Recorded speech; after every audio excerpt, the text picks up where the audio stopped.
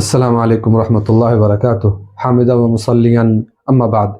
সম্মানিত দর্শক মণ্ডলী, আজকে ইনশাআল্লাহ আমি আপনাদের সম্মুখে কথা বলবো যে বিষয় নিয়ে, সেটি হচ্ছে পবিত্র রমজান মাসে 10 প্রকার মানুষের মধ্যে সপ্তম প্রকার সম্পর্কে।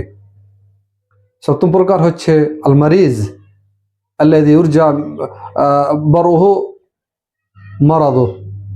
এমন অসুখ ব্যক্তি যার অসুখ ভালো হওয়ার আশা আছে। এই মতো মানুষকে 3 ভাগে বিভক্তি করা যায়।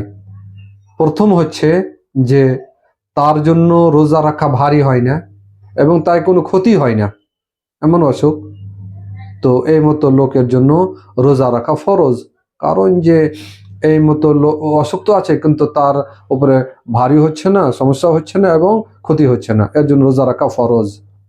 দ্বিতীয় প্রকার হচ্ছে যে তার জন্য রোজা রাখা ভারী হচ্ছে, কিন্তু তাকে আপনার ক্ষতি হবে না, তো সে সে রোজা ভেঙে দেবে, সে ইফতার করে নেবে।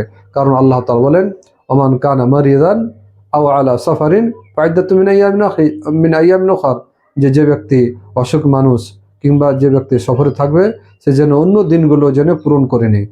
তো এর জন্য জায়েজ আছে। এবং তৃতীয় প্রকার হচ্ছে যে যার রোজা রাখলে তাকে ক্ষতি হবে, রোজা রোজা রাখলে তার ক্ষতি হবে।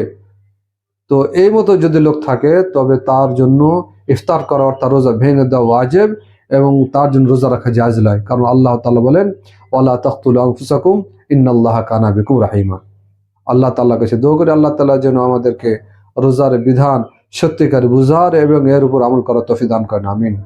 এবং যারা আপনারা দেখছেন, আপনাদের কাছে অনুরোধ যে আপনারা অবশ্যই আমার চ্যানেলটিকে সাবস্ক্রাইব করবেন এবং লাইকও দিবেন। আসসালামু আলাইকুম রহমতুল্লাহ।